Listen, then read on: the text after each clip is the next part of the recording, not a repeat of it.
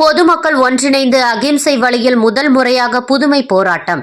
திருவண்ணாமலை மாவட்டம் போலூர் புறவழி கூட்டுச்சாலை அருகே போலூர் பொதுமக்கள் ஒன்றிணைந்து அகிம்சை வழியில் புதுமை போராட்டத்தை நடத்தினர். போலூர் மற்றும் போலூர் புறவழி சாலை பகுதியில் கடந்த சில மாதங்களாக தொடர் விபத்துகளும் உயிரிழப்புகளும் ஏற்பட்டு வருகின்றன. கடந்த சில மாதங்களாகவே வாகன விபத்துகளில் சுமார் 10ற்கும் மேற்பட்டோர் உயிரிழந்து வருகின்றனர். குறிப்பாக திருவண்ணாமலை அண்ணாமலையார் கோவிலுக்கு பௌர்ணமி மற்றும் முக்கிய விசேஷ தினங்களில் தமிழகம், ஆந்திரா, தெலுங்கானா உள்ளிட்ட பகுதிகளில் இருந்து பக்தர்கள் கோவிலை நோக்கி படையெடுக்க தொடங்குகின்றனர்.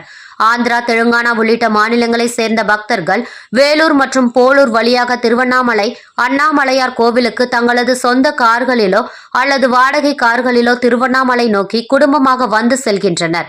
மேலும் இதுபோன்று கோவிலுக்கு வந்து செல்லும் பொழுது ஓட்டுநர்கள் கவனக்குறைவினாலும் தூக்க கலக்கத்திலும் எதிரே வரும் வாகனங்களின் மீது இடித்து விபத்தை ஏற்படுத்துகின்றனர். இதனால் அதிகப்படியான உயிரிழப்புகள் நேருகின்றன.